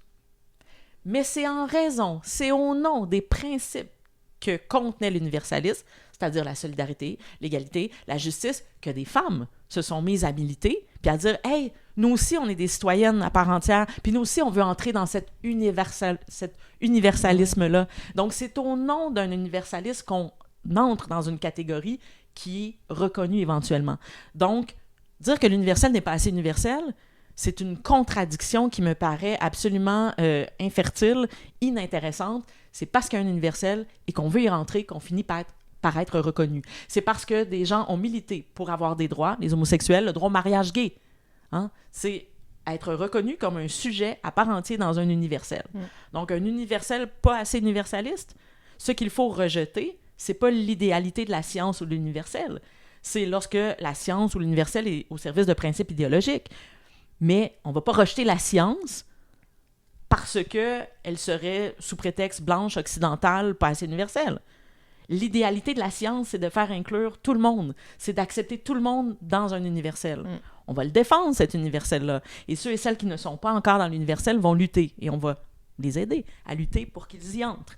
Donc, pour revenir à l'indépendance, être indépendant. Et ça, c'est quelque chose qui, moi, me froisse beaucoup comme citoyenne, comme intellectuelle, comme prof de sociologie aussi. Il n'est pas rare, dans mon milieu, dans les milieux de gauche, qu'on lutte pour les luttes d'indépendance de tout le monde, sauf de la nation québécoise. Alors ça, je trouve ça absolument extraordinaire. Alors, tout le monde a le droit à son indépendance. Bien sûr, j'en suis. Alors, pourquoi pas, mais pas le Québec. La nôtre aussi. Ouais. Et je ne vis pas à New York, à San Francisco, à Ouagadougou, capitale du Burkina Faso. Je vis au Québec. Ça veut dire quelque chose, vivre au Québec. Ça veut dire que le sol que je foule, c'est pas le sol new-yorkais, c'est le sol québécois. Il y a une tradition, il y a une histoire. Est-ce que la tradition peut être réinventée? Bien sûr. Est-ce que quelqu'un qui n'est pas né ici peut être québécois, québécoise? Bien sûr. Bien sûr. Et en ce sens-là, l'interculturalisme, le modèle québécois, me semble absolument intéressant. Donc, oui, quelqu'un qui arrive en sol québécois a une culture première. Et oui, la culture première, c'est constitutif et c'est important. Et il faut la garder. Et en même temps, il y a aussi un pas à faire dans une société qui accueille, qui doit bien accueillir aussi. Hein, les immigrants et les immigrantes ne doivent pas non plus devenir les boucs émissaires de tous les problèmes que nous connaissons. La crise du logement, ça existe bien avant l'immigration et les inégalités sociales aussi. Donc, il faut faire attention aussi de ne pas faire des immigrants et des immigrantes les boucs émissaires parce qu'il y a aussi ce discours-là que je condamne, qui me semble infertile. Mais est-ce qu'il y a aussi le discours de on peut ouvrir la porte à l'immigration à l'infini, tu sais, qui est beaucoup clamé par la gauche? Est-ce que c'est quoi ton avis là-dessus? C'est intéressant. C'est sûr que d'un point de vue moral, avons-nous un devoir de responsabilité comme pays du Nord d'accueillir les gens du Sud global? Oui. En même temps, est-ce que ça veut dire qu'il n'y a pas de questions à se poser? Il y a des questions à se poser. Il y a la capacité d'accueil. Poser cette question-là... La qualité d'accueil? Et la qualité d'accueil. Poser cette question-là n'est pas en soi malveillante. Bien, c'est ça, c'est un peu un autre tabou, ça, de poser cette question. C'est une autre question comme ma question sur l'avortement que j'oserais pas poser sur les réseaux sociaux. Tout à fait. La capacité d'accueil est remise en question. Et elle a raison d'être remise en question. Il faut la remettre en question. En même temps, oui, il y a la capacité d'accueil. Et en même temps, nous avons aussi un devoir de responsabilité d'accueillir aussi ceux et celles qui subissent des inégalités qui sont produites par le capitalisme. Hein. Nous jouissons quand même de confortabilité certaine là, au nord comparativement au sud. Donc, c'est qu'il y a des niveaux d'analyse aussi. Oui, puis tu sais, côté intégration, parce que je pense qu'il y a beaucoup ce problème-là, là, même si on avait de la place infinie, puis tu sais, je pense qu'on a déjà abordé ce sujet-là, mais tu sais, je pense que justement, si on n'est pas fier d'être Québécois, si on sait pas c'est quoi être Québécois, si on se fout du Québec puis qu'on s'intéresse à tout le monde sauf à nous-mêmes, on montre, tu sais, je veux dire, quelqu'un qui arrive ici... Comment tu veux qu'ils s'intègrent si nous-mêmes, on donne un exemple de mépris de notre culture? Là, effectivement. Puis on parle beaucoup, ça c'est assez quand même hallucinant, nous parlons beaucoup, puis avec raison, mais en même temps, nous parlons beaucoup des États-Unis. D'accord, mais moi j'ai envie qu'on parle du Québec, j'ai envie qu'on parle d'un nous inclusif, d'un nous pluriel. Le nous sommes un peuple de métissés, oui, mais il y a quand même quelque chose qui nous distingue avec le rest of the Canada, et c'est le fait de parler français. Et donc ça, ce n'est pas rien. Montréal s'anglicise, et non, je ne suis pas a priori une citoyenne du monde. je suis une Québécoise qui habite sur le sol qui m'a vu naître. Donc, ça veut dire quelque chose. Et ça, ce n'est pas à être obtus que de penser à l'intérieur de la nation. Même nation, hein, c'est un mot qu'on n'entend plus. Société, la nation québécoise. Je pense, comme Fernand Dumont, sociologue feu Fernand Dumont, que la nation québécoise existe. Elle est plurielle, elle est cosmopolite, mais il y a le fait français qui nous distingue. Outre le français, c'est quoi pour toi? En quoi tu te sens québécoise? C'est quoi être un Québécois? Oui, c'est une bonne question. Quelqu'un qui arrive ici, là, qui est d'ailleurs, qui parle français, qui dit « je suis québécois ». Oui, c'est une bonne question. J'aimerais ça que vous répondiez aussi. C'est les productions culturelles aussi, hein, notre cinéma, notre théâtre, notre littérature. Moi, il y a un écrivain que j'aime beaucoup, c'est Régent Ducharme. Je ne connais personne qui écrit ailleurs comme Régent Ducharme. Ce sont des tournures québécoises, c'est un phrasé québécois, c'est une rythmique nord-américaine aussi, hein, parce que nous sommes des Américains du Nord, des Américaines du Nord. Donc, il y a une particularité culturelle. Les téléromans, ce n'est qu'unique au Québec. Il n'y a pas ailleurs, en Amérique latine, il y a des telenovelas, mais ça n'a rien à voir. La production téléroman, c'est typiquement québécois. Donc, on a vraiment des particularités culturelles, puis notre système d'éducation, le cégep, il n'y a aucun, et j'y enseigne, aucun endroit ailleurs dans le monde où il y a un cégep, hein, cet intermédiaire entre le secondaire et l'université, donc des études postsecondaires. Il y a beaucoup de particularismes, je trouve, québécois. Vous diriez quoi, vous? Je dirais, outre toutes les choses qu'on peut définir, là, un cinéma, de l'art, je trouve là, que, j'arrive pas à mettre de mots là-dessus, mais tu sais, chaque peuple a une identité dans le sens où on a nos propres systèmes de pensée, on a notre propre, je sais pas, bonne humeur, on a nos propres règles de civisme, on a nos propres, tu sais, mettons que tu vas en Europe, les gens interagissent pas ensemble dans la rue ou dans un milieu de travail de même façon, tu sais, ils vont vous voyer, ils vont avoir plus, ils sont plus, moi je trouve qu'ils sont plus froids, eux ils trouvent qu'ils ont plus de respect un envers l'autre. Ici au Québec, c'est chaleureux, notre façon de vivre, elle est unique, c'est pas la même si tu vas en Ontario, un Québécois, il est reconnu tout de suite par sa joie de vivre, par, tu sais, un paquet de trucs que j'arrive pas à mettre de mots dessus, mais on a une identité québécoise unique par rapport à juste notre façon de voir la vie, la façon dont on vit, tu sais, sans dire que c'est à cause du cinéma ou de telle chose. Fait que ça, c'est unique, puis j'arrive pas à mettre de mots dessus, mais ça, c'est indéfinissable, puis on l'a au Québec, on est unique, on est reconnu pour être comme ça, puis ça, je pense que c'est ça qui fait de nous le plus intrinsèquement des Québécois.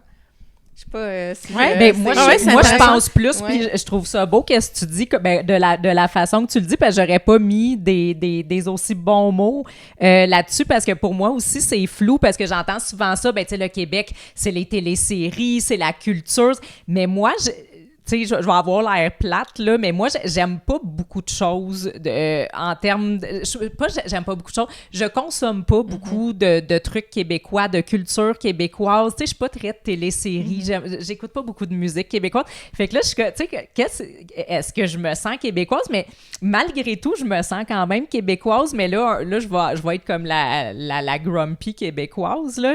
Mais je me sens quand même comme chez moi. Je me sens dans une famille au Québec, mais un peu comme, tu sais, dans ta famille qui te tape un peu ses nerfs. Tu sais, qu'à Noël, tu t'entends bien qu'une couple de monde, mais t'es comme tu roules des yeux puis tout, mais c'est quand même la famille. Pareil, notre famille. C'est ça. Fait que j'ai quand même, tu sais, je peux pas dire que j'ai pas d'appartenance au Québec, je peux pas dire que je me sens pas québécoise, mais j'aurais pas pu dire quoi exactement. Puis tu sais, je pense que ça l'illustre bien. Tu sais, ça fait partie quand même de moi puis de ma personnalité puis de ce que je suis. On se sent à l'aise ici, tu sais. On se sent pas jugé au Québec. On peut être un peu de qui on veut. Tu sais, il y a beaucoup de...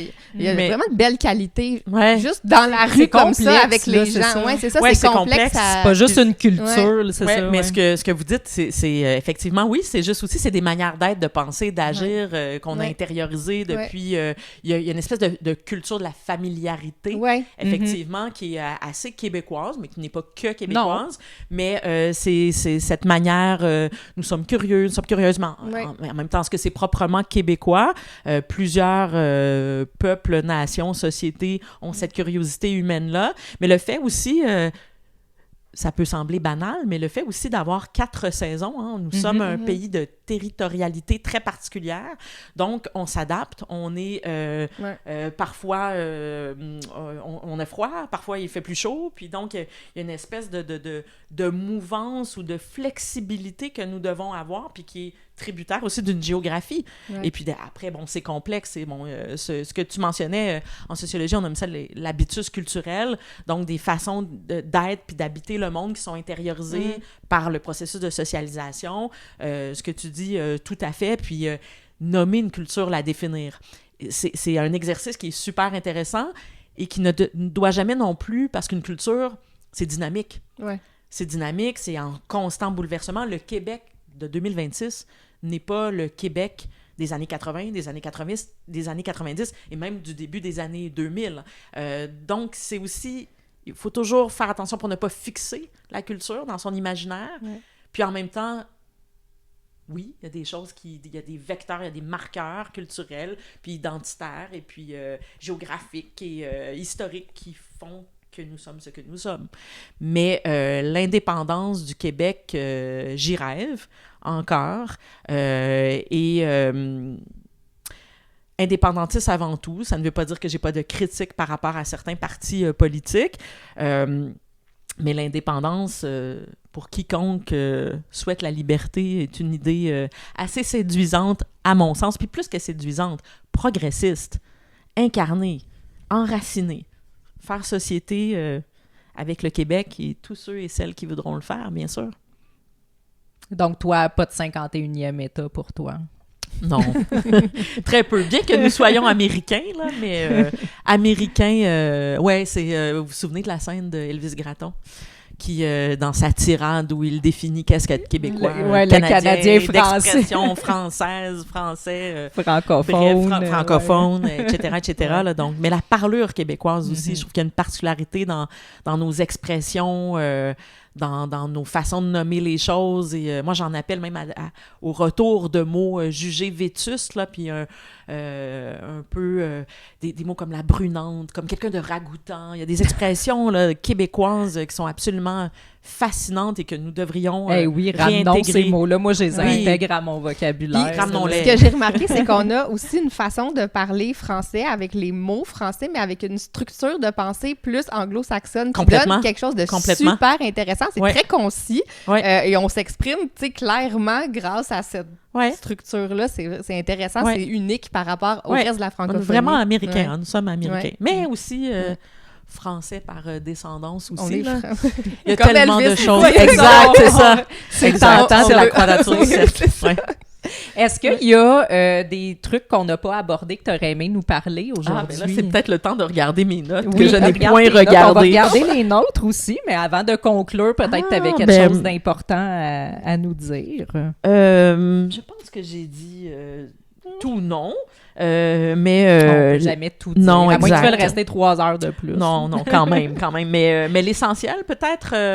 il y a tellement de choses... mais peut-être un souhait.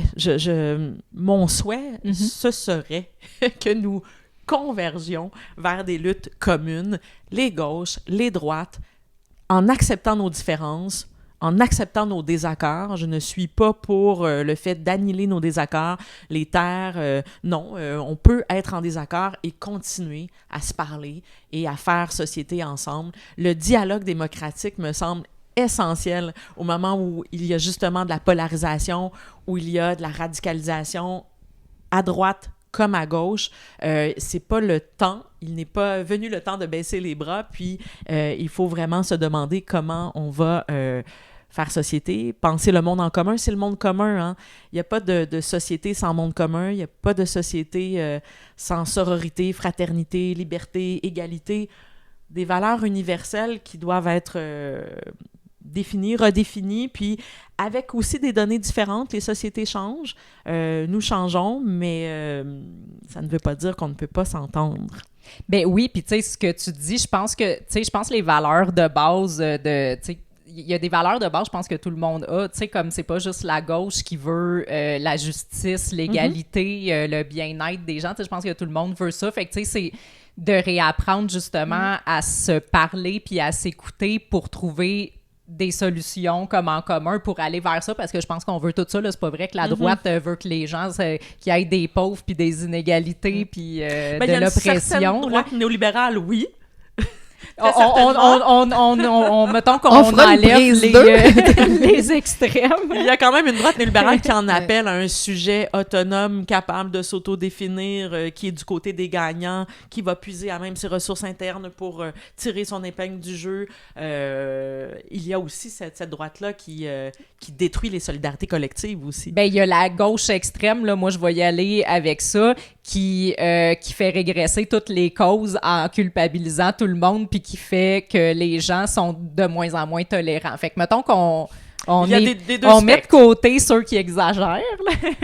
Mais aussi, je voulais revenir un petit peu à ce que tu as dit tantôt pour conclure, parce que je trouve que c'était un peu le sujet aujourd'hui.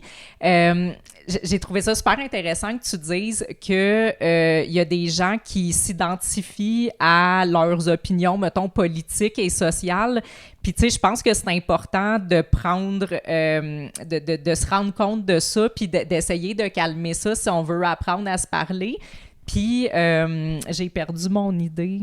Ouais, c'est ça que je voulais dire tantôt par rapport à ça, c'est que moi, j'étais super émotive aussi avant de... Tu sais, j'aimais pas la confrontation, j'aimais pas ça, entendre des opinions différentes de la mienne, là, ça me rendait toute pas bien, puis là, ça me fâchait, puis là, après ça, j'arrêtais pas d'y penser, puis je me suis défait un peu de ça à force de le faire. Fait que, tu sais, les gens, il faut qu'ils apprennent à le faire pareil, même s'ils sont mal à l'aise, à parler, à écouter, tu sais, puis à un moment donné, ça devient moins pire, puis l'émotion passe, puis on est plus comme dans la vraie écoute, puis je pense que ça serait important qu'on apprenne à faire ça, parce complètement. que je pense qu'on n'était pas d'accord avec tout aujourd'hui, puis ça s'est bien, on s'est pas battu encore. Non, pas encore. Puis moi, une peur que j'ai, là, parce que on a amené la question genre de l'indépendantiste, tu sais, on l'appelle question identitaire, mais encore là, tu sais, quand on définit notre identité en tant que, tu sais, notre opinion puis nos avis, est-ce que on n'a même pas été capable de faire une discussion, tu sais, gauche-droite dans la société, qui se tient à date avec tous les clivages qu'il y a. Puis là, il y a la question indépendantiste qui s'ajoute à ça. Puis là, c'est comme si, au lieu d'avoir 2 clans, il y en a comme 4. Et moi, ça me fait peur un peu parce que je me dis, tu sais, si on repart avec notre phrase diviser pour mieux régner, est-ce qu'on divise pas encore plus alors qu'on n'a même pas encore appris à se parler? Ça me fait peur un petit peu. T'sais, autant que j'étais contente de voir la question identitaire québécoise revenir sur le plancher, autant ça me fait peur parce que j'ai l'impression qu'on n'est pas outillé pour en discuter. Ouais, mais peut-être juste rapidement, mais ce que tu dis, là, ça me fait vraiment penser. C'est délicat parce que dès qu'on tente individuellement ou collectivement de donner un contenu à notre identité, là, c'est comme si l'identité, il faut qu'elle reste suspendue. Donc, OK, je suis pour l'indépendance, mais c'est quoi l'identité québécoise? Ça veut dire quoi?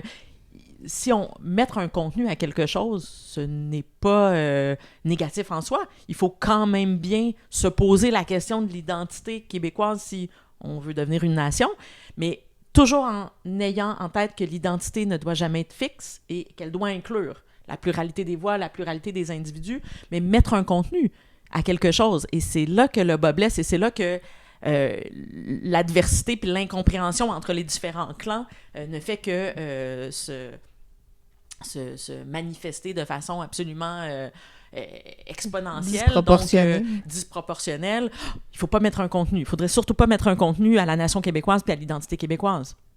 Mais oui, on peut réfléchir à cette identité-là sans qu'elle devienne sectaire, sans qu'elle devienne sectarisante, sans qu'elle exclue, parce que c'est toujours ça. Comment inclure, comment... Puis elle peut être flexible aussi. Il faut qu'elle soit flexible. Ouais. Il faut que celui et celle qui n'est pas né ici, qui n'a pas les mêmes référents et la même trame narrative, puisse s'y reconnaître dans cette nation-là. Donc, c'est toujours cette tension entre l'ouverture, puis on définit des choses, oui, on va définir ensemble des choses, mais on va peut-être définir des choses, puis des orientations normatives communes. On va pas être une identité sans contenu, là. Être québécois, c'est pas être new-yorkais, c'est pas être états-unien, c'est pas être du Venezuela, c'est être québécois, québécoise, mais c'est une question délicate. C'est une question délicate parce que ça vient toucher une fibre pathique, une fibre première, et je peux parfaitement comprendre que quelqu'un qui ne soit pas né ici ne se sente pas québécois a priori. Et je le dis toujours à mes étudiants et mes étudiantes, si vous êtes né au Québec, vous êtes de facto, je vous le dis, québécois, québécoise. Sachez-le, là. Sachez-le. Après, est-ce que vous vous sentez québécois, québécoise? C'est déjà une autre question. Mais c'est quand même intéressant. Je sais pas si vous avez vu ça là, récemment, il y avait des jeunes qui se faisaient poser la question. Oui, je l'ai vu. Oui, mais ça m'a fait de la peine. Ouais. Ça m'a vraiment fait de la peine. Je Il y en comprends a pas très un bien. qui se sentait québécois. Effectivement. C'était triste. Mais en même temps, ce qui est intéressant, c'est de se demander pourquoi. Ben c'est ça, Pourquoi? il faut le savoir. Ça, faut le c'est savoir, important ça. de savoir ça. Pourquoi là, tu ouais. ne te sens pas québécois? Ouais. Et là, il y a peut-être aussi des questions à se poser sur notre propre collectivité québécoise, dans notre capacité à intégrer, parce que ce n'est pas l'intégration, je vais finir avec ça, hein, c'est une bonne conclusion ça, l'intégration, ce n'est pas à l'individu, là vous allez être en désaccord avec moi, ce n'est pas à l'individu de s'intégrer. C'est la société qui doit donner des conditions structurelles, politiques, je suis d'accord. C'est un économiques. peu ça que tu ouais? disais Ouais, tantôt. c'est ça qu'on disait. Ben, moi, Ouais, moi c'est plus en... Ouais. tu sais, C'est la société qui doit bien intégrer. accueillir, là. Ouais. C'est... Ouais. Puis, tu sais, Non, mais parce qu'on entend souvent l'individu doit s'intégrer. Non, L'individu non. doit Ben, s'intégrer. oui, à la ben, en société fait, là, québécoise. faut Les qu'il fasse deux, sa un part petit peu. aussi. Mais tu sais, je veux revenir à ce que j'ai dit tantôt, parce que je disais que c'était comme une famille, mais une famille peut avoir des enfants adoptifs qui l'aiment et que l'enfant adoptif se sent autant dans sa famille que si elle avait les mêmes gènes. Fait que, tu sais, je pense que c'est... Justement, ça va dépendre. Tu sais, si la famille le traite comme un enfant étranger, ben il se sentira jamais tu sais, chez lui. Puis, tu sais, au contraire, s'il l'accueille bien, s'il montre des belles valeurs familiales, ben l'enfant va mieux s'intégrer. Fait que, tu sais, je pense que c'est un peu comme la même chose, là. Tu parlais que dans tes cours de sociaux, tu te cachais pas d'être un peu plus d'être à gauche puis d'avoir tes opinions, etc. Est-ce qu'une personne avec des opinions de droite aurait sa même place dans le système scolaire maintenant? Est-ce que cette personne-là serait acceptée? Est-ce que c'est correct de donner une opinion si on n'est pas à gauche présentement? C'est une très bonne question. Question tabou. Alors, je vais y répondre. Dans ma classe, oui. Dans ma classe, il est possible d'avoir... et vraiment, je pense que j'installe des conditions qui permettent cela. Dans ta classe, parce que tu es la prof, mais est-ce que toi, tu pourrais être de droite? Ben, je pense que c'était ça la question. Ah, c'est la question. Ouais. Oui, mais... on va se le dire, les profs au cégep sont plutôt, enfin moi, dans mon département, la plupart des gens sont plutôt dans le spectre politique de la gauche. Donc oui, il y a des gens de droite dans d'autres départements, de centre-droit, mais ils sont plus rarissimes. C'est clair que... Mettons un prof de sociaux, est-ce qu'il se ferait engager? Conservateur, là, il est de ouais. droite conservatrice. Là. C'est une bonne Puis question. dit, là. Ça serait plus difficile. Est-ce qu'il ne se ferait pas engager? Non. Okay. Est-ce que ça serait plus difficile? Oui. Et puis là encore, ça dépendrait qui est sur le comité et tout, parce que sur certains enjeux, je suis conservatrice, arendtienne. Sur d'autres enjeux, je suis plutôt dans une autre gauche, plus féministe, mais il y a un ouvrage récemment d'un sociologue que j'aime beaucoup, Stéphane Kelly, qui a écrit « L'enfant vieux ». Super intéressant comme ouvrage, qui est une critique de la société thérapeutique. Ben, ce sociologue-là est vu par certaines gens comme étant conservateur, par certains autres gens progressistes. C'est quelqu'un qui enseigne au collégial également. Donc, oui, mais c'est sûr qu'il y a une majorité de profs plutôt à gauche. Mais il y a vraiment une pluralité des gauches aussi dans les cégeps. La gauche postmoderne identitaire est très présente dans certains domaines plutôt que d'autres. En sociologie, en politique, en économie. En économie. En économie, oui, c'est ça. En économie, c'est ça qui est intéressant. Là, c'est une gauche plus centriste. Donc, mais oui, mais ça serait plus difficile en fonction des départements. Puis mais oui, il y a quand même une certaine pluralité des idées. Je fais partie d'une gauche qui n'est pas celle de la gauche postmoderne identitaire. Et je critique ma famille politique. Parfois, c'est bien reçu. Parfois, c'est moins bien reçu. À même ta classe, oui. Oui. Ça, c'est... toi, tu laisses la place à ça dans ta classe, au niveau de tes étudiants aussi. Oui, ben j'invite à quiconque n'a pas la même perspective que moi de la dire. Et je pense que tout mon cours... tous mes cours sont un appel au dialogue démocratique, donc je serais bien malvenue de dire Bien sûr. Il y a des mots qui ne se disent pas dans ma classe. Je ne fais pas exprès pour nommer certains mots, mais s'il y a une œuvre qui a un mot que je dois nommer, je vais le nommer, sans embâche, sans embâcle. Mais toujours dans le respect. Mais c'est une bonne question que tu poses. Fait qu'il y a encore du travail à faire, mais toi, t'es le modèle de la personne de gauche qui s'en va peut-être plus dans la bonne direction pour... je ne sais pas si je suis un modèle, je serais certainement un contre-modèle pour certaines gens, pas assez à gauche. Ouais, dans le fond, il n'y a rien qui va marcher pour tout le monde. Pas assez à gauche pour certaines gens, trop à gauche pour certains autres, mais j'essaie de toujours penser, de façon très imparfaite, là, bien sûr, mais de penser... ce que je peux penser. Qu'est-ce que ça veut dire, penser? Ce que penser veut dire. Il n'y a rien de tabou s'il y a une honnêteté intellectuelle, s'il y a de l'humilité, s'il y a un désir de comprendre. Il ne devrait pas avoir de tabou, là. Moi, j'ai pensé dans les dernières années qu'il n'y avait pas comme une ligne avec un centre, puis il y avait une droite, puis il y avait une gauche, mais c'était un cercle. Parce que si tu vas dans l'extrême, tu tombes dans l'extrême de l'autre, puis ça revient, puis il y a des idées puis des éléments qui sont dans le centre de ce cercle-là, puis c'est pas comme dans le centre d'une droite, c'est vraiment, tu sais, tu peux te positionner vraiment dans le centre d'un cercle qui donne beaucoup plus de latitude à l'idée elle-même. Tu sais, je vais te donner un exemple. En Suisse, au nom de l'écologie, ils détruisent des belles vieilles maisons anciennes pour faire des buildings où est-ce qu'ils peuvent stocker plein de gens au nom de la gentrification. C'est que c'est écologique de faire ça parce que là, bon, on se déplace moins, etc.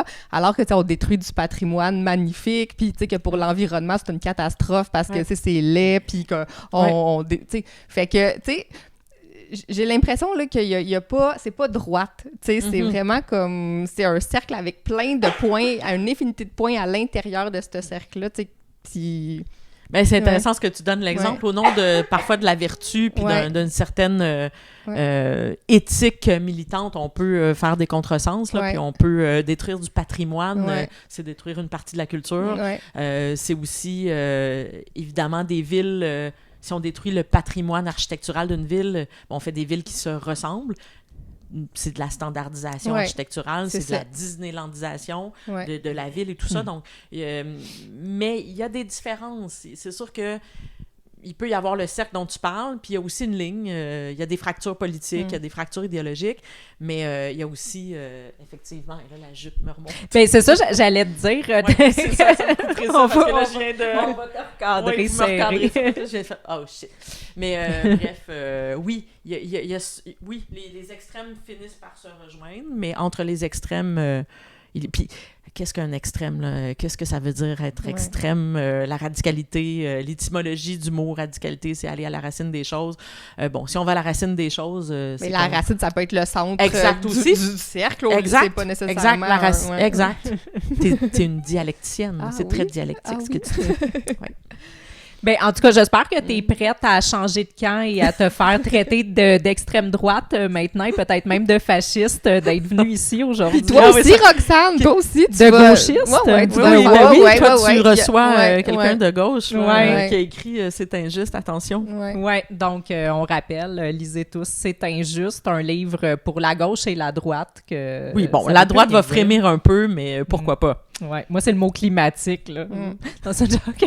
Ben, Anne-Marie, c'était vraiment intéressant. Pour vrai, c'était une super belle discussion. Puis, j'ai rien d'autre à dire. Je pense que moi, j'ai bien compris ton point de vue. J'espère que tu as compris le nôtre. Puis, je pense que c'était pas si difficile que ça de se parler. Non, quand même. J'espère que ça va être un bel exemple, justement, de communication entre les personnes qui pensent pas tout à fait pareil. Tout à fait. Faut que ça commence quelque part. Ça peut être agréable, ça peut être facile. Complètement. Puis il y a plein de, je pense, au podcast, l'anti-chambre d'écho. Il y a de plus en plus de podcasts où on essaie d'aller de gauche-droite, on essaie de faire rencontrer des univers. Et puis, ça, c'est riche parce que c'est comme ça qu'on construit, qu'on avance, qu'on prend conscience aussi des différences qui parfois sont un petit peu plus frontales, parfois un petit peu plus ténues et subtiles, mais ne parler qu'avec des gens qui nous ressemblent, que c'est triste. Oui, mais aussi, tu sais, puis oui, c'est le fun de voir qu'il y en a de plus en plus, mais le problème aussi que moi, j'ai vu beaucoup de gens qui font des podcasts, mettons, plus de notre clan, c'est qu'il y en a beaucoup qui invitaient des gens de gauche et qui se faisaient dire non par tout le monde. Donc, moi, je trouve ça le fun de voir justement des gens de gauche qui sont de plus en plus ouverts à aller parler, puis peut-être, tu sais, vice-versa aussi, là. Fait que c'est ça. Fait que ça, c'est vraiment le fun, puis j'espère qu'il va en avoir de plus en plus parce que, tu sais, je pense que justement, dans tous ces podcasts-là, ça se passe bien. Aujourd'hui, c'était super intéressant. Fait que, ben, merci d'avoir été de celles qui ont osé. Puis, voilà. Ben, merci à vous. Merci. Mon plaisir. C'était Salut. super intéressant. Merci à toi. Merci. Bye.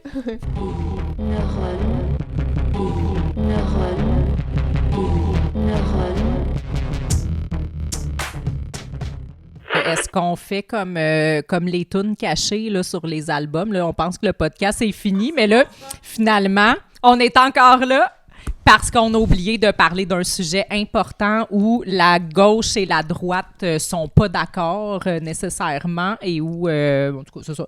Fait que le féminisme, on voit pas ça de la même manière, là, les... Ben, j'aimerais bien vous entendre aussi. Je dirais les féminismes OK. aussi, dans un premier temps. Je pense, par exemple, d'un point de vue historique, là, on serait rendu à la 4e vague du féminisme. On l'a vu, hein, cette 4e vague du féminisme avec le mouvement Moi aussi, MeToo, joliment appelé en France « Balance ton porc ». Je ne connaissais pas. Okay. Tu connais pas la chanson de Angèle? Exact, Non. Balance ton quoi. Ouais. Ouais. Alors, C'est quoi? Balance ton quoi? Balance ton quoi? Okay. Exact, OK. et supposant le peur. Donc, OK. les Français ont toujours le sens de la rhétorique là, OK. et de la métaphore. Mais bref, sur la question de ce mouvement-là, je trouve ça extrêmement intéressant que la parole se soit libérée parce que pendant longtemps, il était tabou de parler d'agression, de viol sur la place publique. Et donc, ça, c'est, à mon sens, une avancée du mouvement féministe, la 4e vague du mouvement féministe, de pouvoir dénoncer, de parler, cette libération de la parole. Et en même temps, j'ai aussi parfois, tout dépendant du cas, un malaise à la condamnation publique qui se fait sans la justice. Là, on pourrait me dire, ben oui, mais la justice, ce n'est pas qu'institutionnel, c'est pas qu'un appareil juridique. Tout à fait, c'est vrai.